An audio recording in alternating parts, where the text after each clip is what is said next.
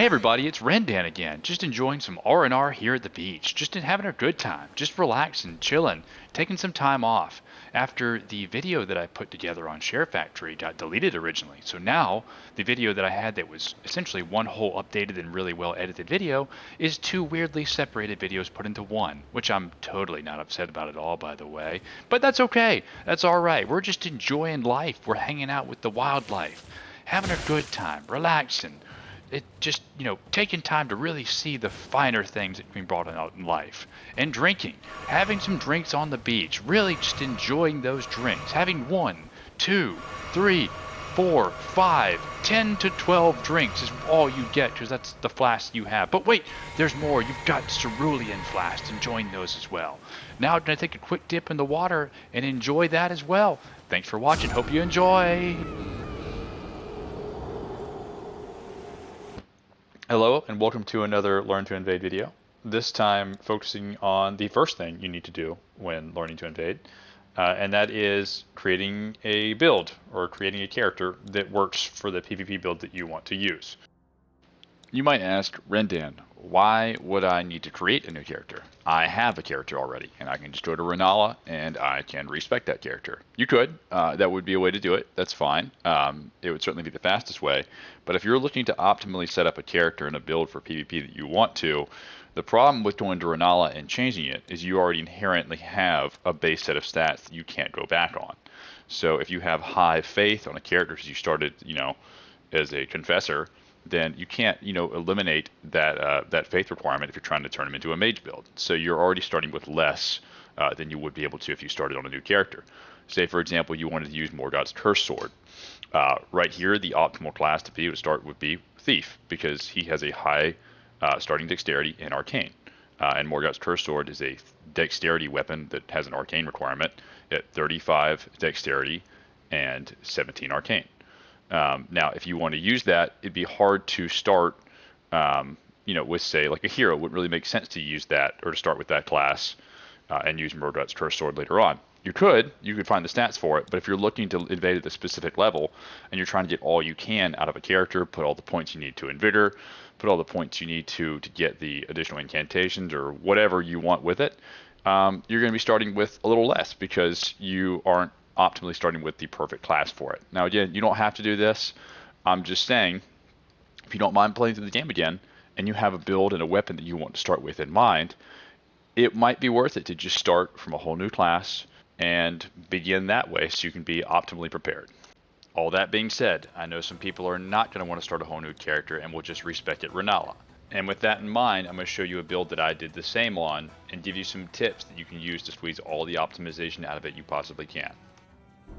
So here's the build. He's a level 63 character.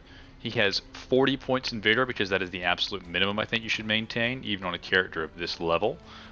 He has most of his damage points in Strength, with just enough Dexterity and Faith to use the Omen Cleaver and also cast the incantations that I want on this build.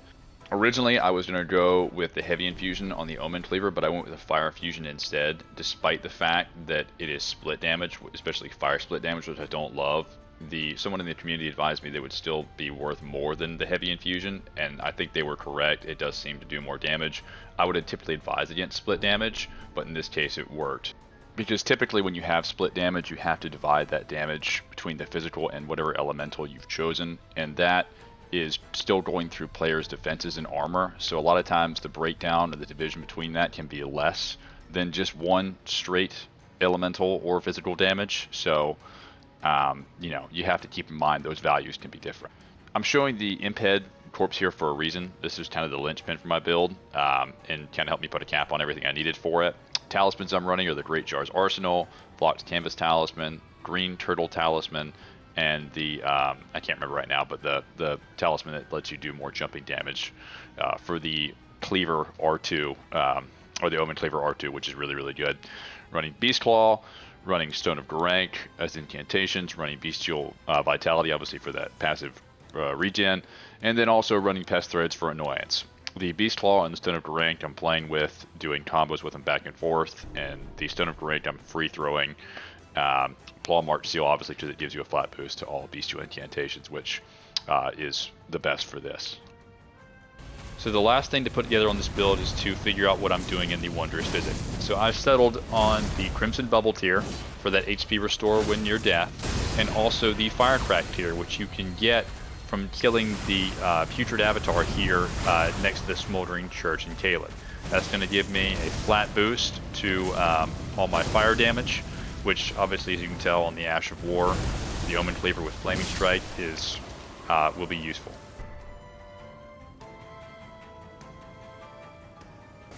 Okay, so let's talk about all that for a second. So I have 40 points in Vigor, I have 30 points in Strength, I have 16 points in Dexterity and 13 Faith. Those are just enough for me to be able to use the Omen Cleaver and cast the incantations that I want. So most of the damage that I'm getting from this character is in the Strength stat, and again, that 40 Vigor for that health. At 40 Vigor at level 62, 63, that's giving me right about 1450 HP. And see, that is really, really important. And again, it's been harped on enough. But the primary stat you should figure out first before you figure out anything else on a build, maybe besides if you're a caster, but even then I would argue you would still need all your Vigor, is HP. You can do all the damage in the world, but if you get one shot by somebody, it is not enough that you have the perfect build, because you're just going to be always one shot by people when you don't expect it. There's going to be times where you're not looking, where you're fighting 2 or 3 people, and you're just going to get destroyed from somewhere beside you. And if you have 500 hit points, that great build you put together, it doesn't mean anything. It's worth nothing. So to invest that amount of Vigor is really important. And you can go a little less than 40, but I would really, really encourage it.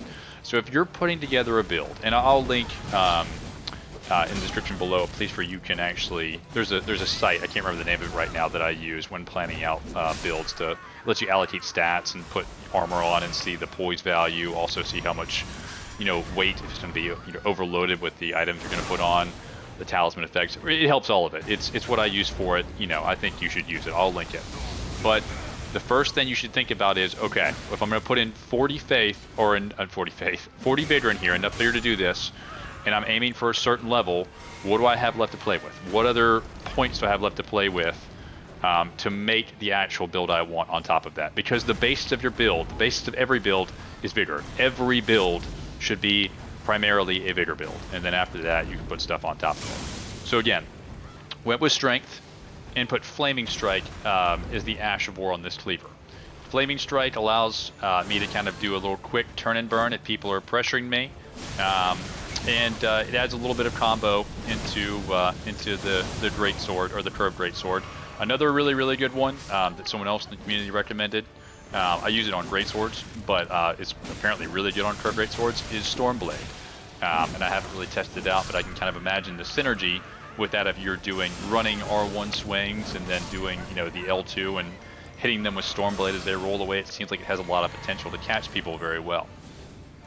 But that strength is going to play well into that fire damage, that fire infusion that I'm putting on the Omen Cleaver.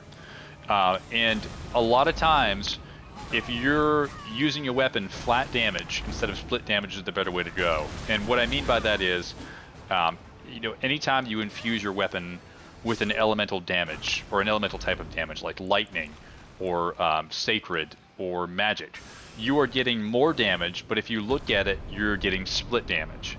Now, if based on people's armor values, that split damage is getting applied to them differently. So if you have 700 damage on a weapon, you're not necessarily getting 700 damage per hit, and you can see that when you swing, because based on the opponent's armor values and what they're resistant to, you're going to it's going to subtract from that damage that you're going to do to them. And some damage types are better than others. Fire is actually not the best damage type against players in this game, because it's not that good against heavy armor.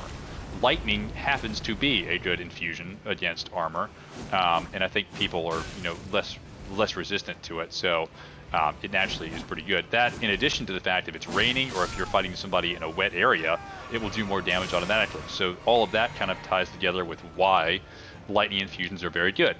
But lightning infusions are tied to dexterity. So if you're not using a dexterity build, lightning infusions are not the right way for you to go. And so, again, originally I thought on this character, because I was going to be doing split damage, And usually, because I'm doing split damage, sometimes that damage isn't as good. I was going to just do it heavy infused, and thereby maybe do just more damage because the damage is all one type of damage. Again, I ran that by the community, and I looked at the damage values we're putting, and then put fire infusion on it, and it turns out that despite all of that, in this case, the fire infusion is better and it does more damage. So you should look at both of those things, test them out, and see which one works. And you can do that by testing it on PvE in the game, but really, since PvE damage and PvP damage is different, the only way to really test it is just to hit people with it in arenas or invasions and see which one plays out better for you. So try that. All right, though I hit 63 and I got 40 vigor, I got 30 strength, but I only was able to allocate 11 faith. And fortunately for me, that's fine for most of the bestial incantations, because they have a very low faith requirement. And the bestial talisman, or not talisman, the bestial, yeah, just the talisman, whatever it is that lets you cast the incantations, gives you damage buff to all the bestial incantations you use. So that's an advantage. But I really wanted to use Stone of Garak. But I didn't have enough points, and I didn't want to go past 63 for this. So what do I do in that situation? Well, the character's name is Dungeon Lurker, and this particular imp head, the one I have on, the corpse imp head, that I think it's called the corpse imp head, gives you +2 faith just by equipping it. And so with that, I have not had to allocate any more points to my build. I can keep him at level 63, and I get the 2 faith that I need to cast Stone of Garak. And so right there, just by putting on a piece of armor that I think actually works pretty well for the build, and it's kind of funny, I have all the requirements I need. And that has optimized my build. And it's just a little bit, it's just a piece of gear that's helped me complete what I wanted to on my build. You can look on the wiki and see what types of gear and items and talismans give you the stat requirements you need without having to allocate those into your actual stats. And you can keep yourself at a certain level for the types of summon ranges you want in invasions and arenas. Also keep in mind, if you have some incantations or some things that you want to use, or even weapons that you want to use for a limited period of time, there are different knots or tiers in your Wondrous Physic that you can use to actually boost your attributes, your stats, a certain type of stat for a couple of minutes. So let's say you want to pull out a surprise weapon or a surprise incantation halfway through an invasion, but you don't have the stats for it. Well, boom, if you put on one of the tiers that does give you that increased stat requirement, you can use that weapon or that incantation for a couple minutes, and you haven't used it the entire time. So that can really trip people up and actually, help you win. I used it in my last Learn to Invade video. I don't really like using it because I think it's a little cheap, but I had Placidus Axe's Ruin on that character, and I was just playing around with it just as a joke to see what it would do. And Placidus Axe's Ruin, actually, when you first cast it, has an instant cast, like even faster than max cast Wrath of Gold explosion around you, and then it does the heads. But the thing I was really interested in was that initial explosion. And I was fighting some people who were at the top of a tower and waiting for me to climb up a ladder. Well, I drank my Wondrous Physic, and all of a sudden I had the requirements for Placidus Axe's Ruin, it's hard to say. And when I climbed that ladder, all of a sudden I could cast that, and I just blew him off the tower. And, well, not blew him off the tower, but I knocked him back and killed one of them and then killed the other one below, and it worked out great. So there are numerous ways you can reach the requirements for things you want to use in a build without having to continuously, level up to, break your build to do it. So, just look for those things and just plan ahead a little bit.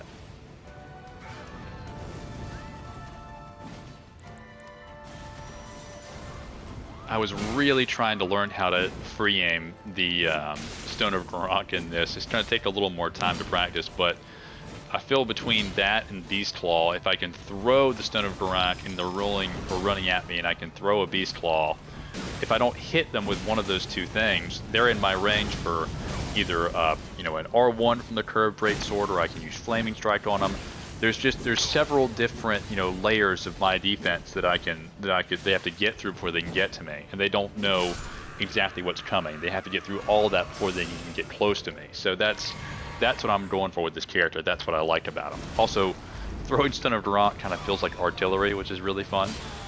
So if I can, the goal is to be able to get them to dodge the first one, and then as they're running at me, not expecting, thinking they can just roll it, I'm just going to try to throw it at my feet or right in front of me so I can smack them with it. And then from there, run and hit them with my greatsword or something like that. Okay, so those are the basics, getting into the character creation, optimizing stats for, kind of the best spread you can get out of the level character you want. Again, as an order, get in mind an idea of a weapon, incantation, or spell you want, or a couple that you want. Look at the basic requirements for those. Pick a starting class. If you want to start over, again, I'd recommend it, but you don't have to. But pick a starting class that makes the most sense for that. Like which one already has the most points for those that you want to use. And then from there, once you get to the level you want, allocate enough points into Vigor. Again, I recommend 40. But you can do what you want on it.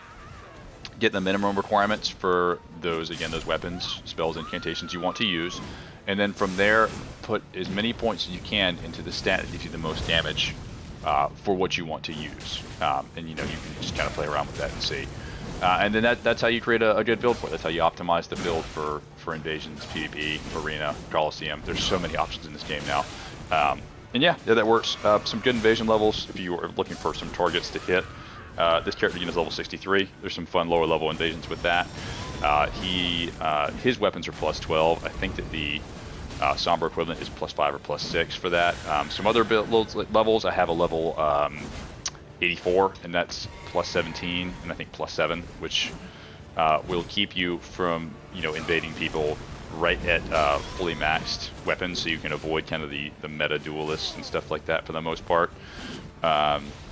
Level 90 is fine, although then you're getting up into the meta area. But if you like that, that's fine. I still enjoy it. Obviously, when I'm talking about meta, I'm talking about like 125. It's kind of the Dark Souls 3 meta. It has transitioned to this game. It's not as prevalent as it was, which is fine. I think it's a good thing. I have a lot of characters at that range. I'm starting to create more at lower levels. I haven't really experimented. Obviously, meta level, you can just fully upgrade weapons because everyone else is too. I haven't really experimented with a lot of characters above 125. The Bleak Herald is like 132, but that's about it. Like level 150, level 200, level 300, I see people like Peeve, Ghost Hardware, Saint, Riot, they're building characters that high. It seems like they're having a good time, it seems fun, but I just get really weird, and it's just a personal thing, when I'm starting to have so many stats that I can just it just feels like I have too much, so I haven't gotten to that yet. Again, there's nothing wrong with it if you want to do it. I haven't done it, so I just kind of feel weird about it, but maybe I'll change that in the future, so I don't know, we'll see. Hello, future editing Rendan here. Originally this video was supposed to be longer and flow naturally into 2 different parts with 2 different builds, but Share Factory decided to delete my entire updated video, so now I only had the first part before it was edited, and now I've lost all my commentary on the second part of the video. So we're just gonna wing it. So this is a meta level Dex Int character that I was putting together, and originally I had all the details broken down about stats and why I chose what I specifically was looking for on here, which it was 30 dexterity and 50 intellect, but I went into detail about how you could do 40-60 if you had the ideal stats for this character.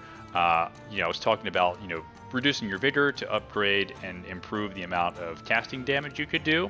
I was talking about taking down the amount of intellect you had, putting more into dexterity to be able to do more damage on some of the base attacks on weapons like the Death Poker or the Ritual Spear. But all that is gone now. So I will tell you that I went with 30-50 because I felt comfortable with a little bit less spellcasting damage and a little more cast speed, which if you have listened to my videos at all, is something that I am inherently pretty cool with.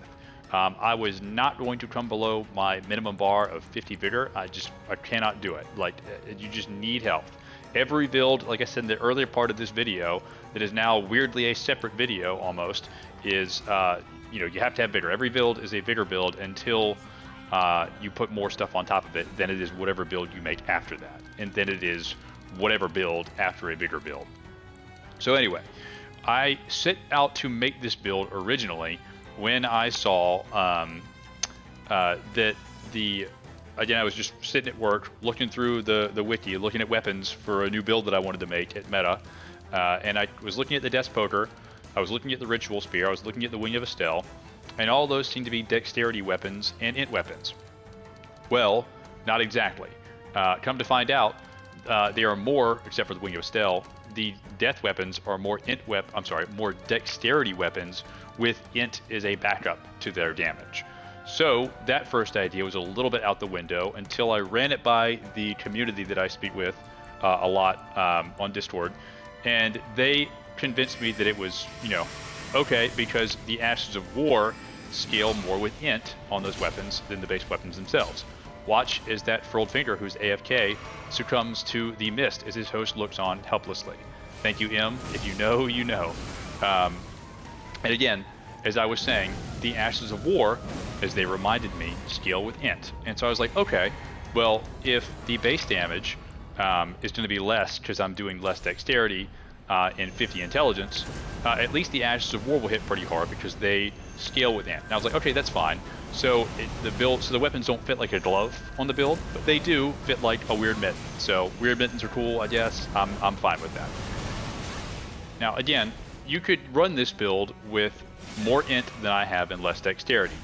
That way you'd be doing more damage on your spells, but again, you'd be doing less damage on your weapons and have less cast speed.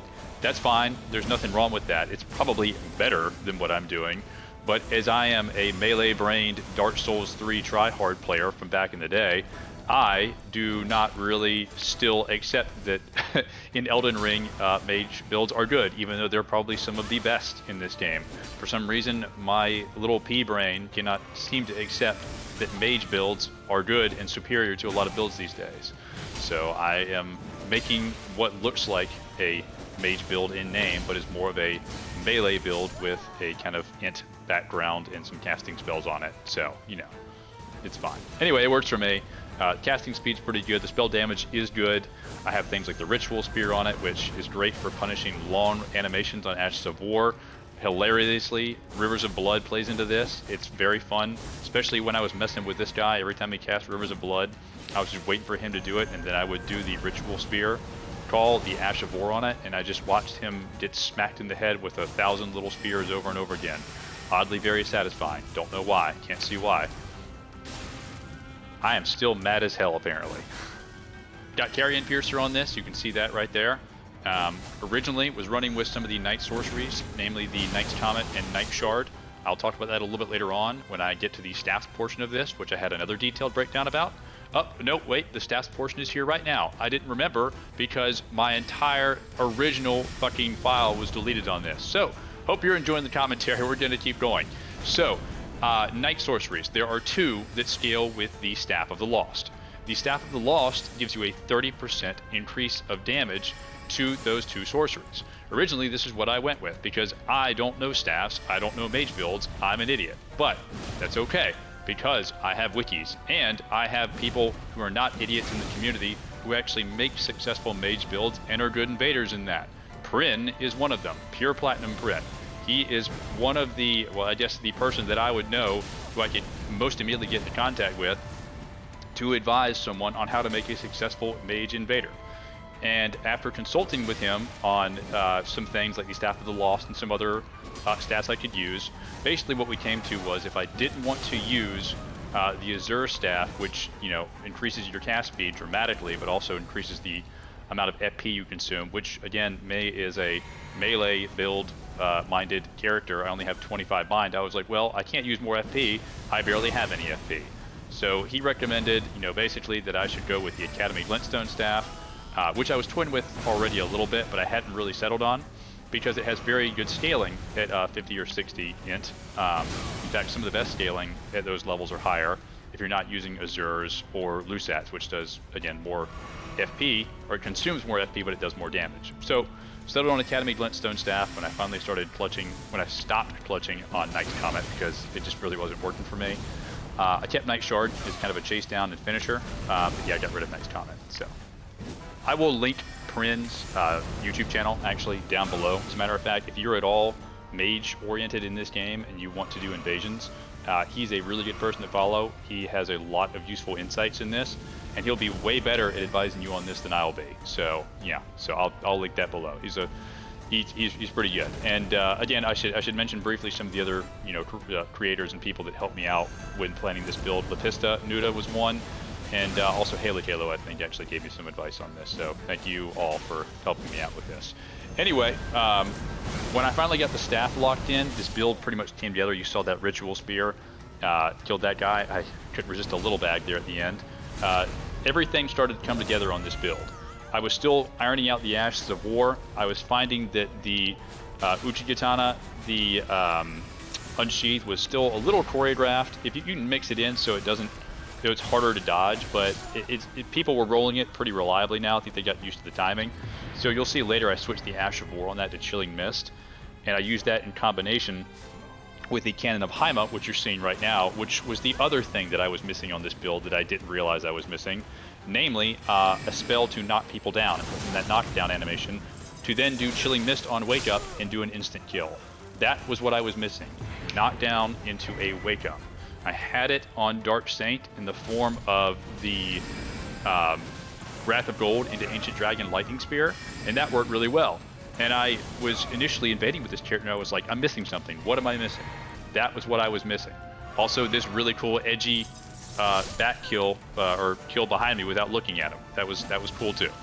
You saw here, I proc the Frozen, or proc the Frost on him, and he got knocked out of the air, and then that Wake Up again with Chilling Mist. It's beautiful. It's really, really nice. Yep, I'm still angry, but that's okay. Hopefully this commentary is amusing to y'all, and you get something fun from it. Watch as another Rivers of Blood user gets Hoarfrost stomped in the original meta to death. Did you like that? I'm sure he liked it. I felt very good when I did it. Watch it again in slow motion. Not slow motion, zoomed in motion. Beautiful, beautiful. That's right, get down there. I also realized in this that people are not really paying attention to their environment. I had not touched the Mimic Veil in a long time because I thought people would see right through it. Nope, they did not. Turns out people do not pay attention to their environments and are pretty bad about seeing things that are not supposed to be there. So I was there as a statue in that one. You saw that. Maybe, that's fair. Maybe they couldn't see me. Maybe I looked like I blended in pretty well. That's sure. But in another one, I was a painting in the debate parlor of Raya Lucaria. And I wasn't on a wall, I was just a painting with no back in the middle of just nowhere, in the middle of the entire area. And a party walked right by me too. So I guess if you want to take a lesson from that, it's that if people don't pay attention to their surroundings, and you can gather a lot of details about a gank or a party if you have time to observe them. So you can use the Mimic Veil. It probably will work for a little bit of information gathering. Peverson will just, he has a build, like an assassination build, where he does assassin contracts on Host and Phantoms.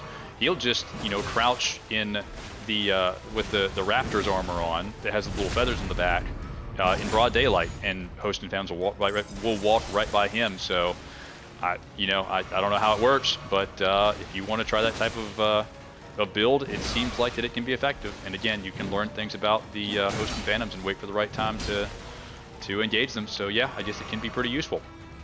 Lastly, you've been seeing it, but with the new Fist meta that has swept Elden Ring by storm, I have rediscovered a love for a weapon class that I have not touched in a long time.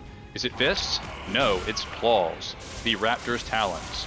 The beautiful, beautiful aggressive babies that I forgot that I love so much.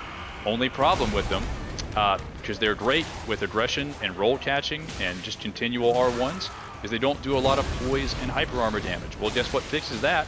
Hoaraloo's Earthshaker. Guess what people don't expect people to have on claws? Hoaraloo's Earthshaker. Man, is it fun. Watch another person walk dumbly through the mist. They'll succumb to the mist again. Again, M, thank you for just showing me how to use the mist. He succumbed to it, and if you know, you know. It's a beautiful thing to watch happen. Really thought that I'd be not upset at the end of this, but I'm still upset. So let's finish this out with a bang, shall we? Namely with Hoaraloo's Earthshaker taking out 2 people at one time. This is cool clips. This is what you want to see. This is dope content. I hope you enjoyed, and I hope you will watch the next Learn to Invade. Thank you for watching.